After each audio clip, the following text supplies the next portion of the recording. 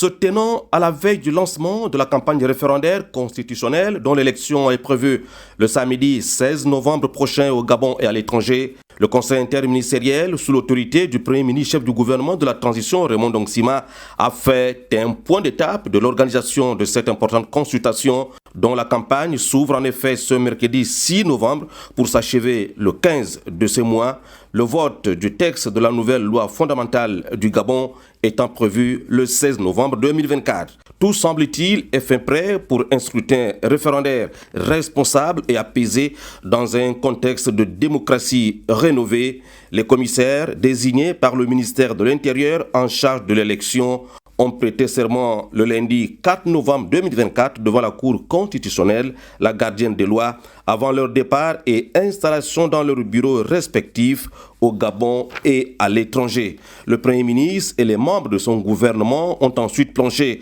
sur plusieurs affaires relevées de décisions et observations. Nouvelles méthodes de travail obligent. 13 projets de textes législatifs et réglementaires ont été examinés par le Conseil interministériel. L'assistance administrative mutuelle en matière fiscale, la convention multilatérale pour la mise en œuvre des mesures relatives aux conventions fiscales pour prévenir l'érosion de la base d'imposition et le transfert de bénéfices, le statut social de l'étudiant en République gabonaise et le régime des congés des fonctionnaires de l'État, autant de projets de loi et de décrets qui ont été passés au peigne fin ici en Conseil interministériel. Cette communication a été enregistrée par le Conseil, celle relative notamment à la demande d'agrément en qualité de haut commissaire, d'ambassadeur et consul honoraire des diplomates du Pakistan, d'Australie, d'Égypte, de Suède et du Burundi. Aussi, les communications